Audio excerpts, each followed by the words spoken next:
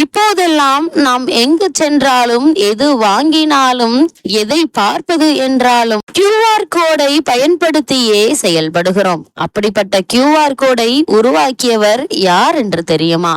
வாங்க இந்த வீடியோல தெரிஞ்சுக்கலாம். QR கோடினுடைய மதிப்பை பற்றி தனியாக கூற வேண்டியதில்லை.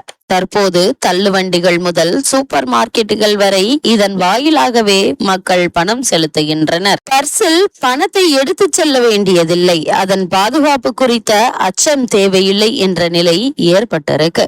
மேலும் பல விதங்களில் QR கோட் பயன்படுத்தப்படுகிறது.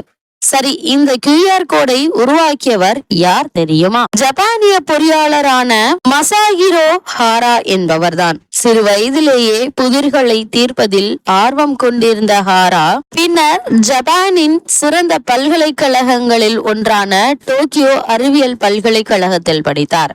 அங்கு அவர் பொறியியல் தொழில்நுட்பத்தில் தனது திறமைகளை வளர்த்து கொண்டார். ஹாரா தனது கல்லூரி படிப்பை முடித்த பிறகு கார் பாகங்கள் தயாரிப்பில் முக்கிய பங்கு வகிக்கும் டொயோட்டா குழுமத்தின் ஒரு பகுதியான டென்சோ கார்ப்பரேஷனில் பணியாற்றி வந்தார். அங்கு கார் உற்பத்தியை மிகவும் சிறப்பாக்குவதற்கு பார்கோடு ஸ்கேனிங் அமைப்புகளை உருவாக்குவதில் அவர் முக்கிய பங்கு காற்றினார். ஆனால் பாரம்பரிய பார்கோடுகள் சில சிக்கல்களை கொண்டிருந்தன. அவை ஒரு சிறிய அளவிலான தகவல்களை மட்டுமே வைத்திருக்க முடியும். மேலும் ஸ்கேனர்கள் அவற்றை படிக்க சரியாக வரிசையாக வைக்கப்பட வேண்டியிருந்தது.